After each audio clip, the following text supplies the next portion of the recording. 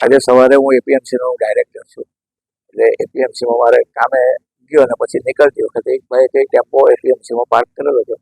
તેને મેં કહ્યું કે ભાઈ તું બહાર લઈ જા, કે મારી દુકાન છે ને તે મારી હાથે થોડું એણે એ કહ્યું કે મારી દુકાન છે એટલે અહીંયા મોકલો. પછી મારી બાજુમાં અરુણભાઈ ઉભેલા હતા એને જોયા કરતા અને પછી સીધા મને મારવા જ માંડ્યા.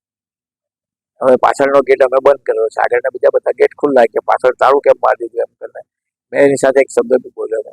એ મને સીધા મારવા જ માંડ્યા, ધડાધડ 8-10 થાપટ મને મારી દીધી. સીસીટીવીમાં બી આવી ગયેલું છે.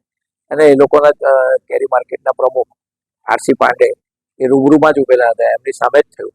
એમણે હવે મને આટલું મારીને બી પછી એને સંતોષ નહીં થયો કે ભાઈ પેલું લાકડું લેવા ગયો દુકાન મારવા હારું, લાકડું લઈને મારવા દોડે એટલે પછી મોટરસાઇકલ પર નીકળી ગયો. ના એને પોલીસ ચોકીમાં પોલીસમાં ફરિયાદ થઈ ગઈ છે. ત્યારે અમે તો એની સાથે બોલતો પણ હતા, આપણે કંઈ એવું રાખેલું.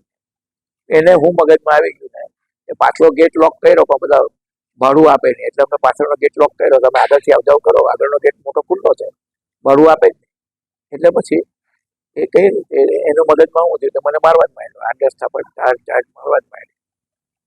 એટલે બધું અહીંયા ચેકઅપ કરાવ્યું છે કે થોડું એનો છાતીમાં બી મને દુખાવો થતો, અહીંયા લાગ્યું ને ઢાંચામાં લાગ્યું અને અહીંયા ગરદનમાં કંઈ માર પડેલો છે એટલે તકલીફ છે થોડી.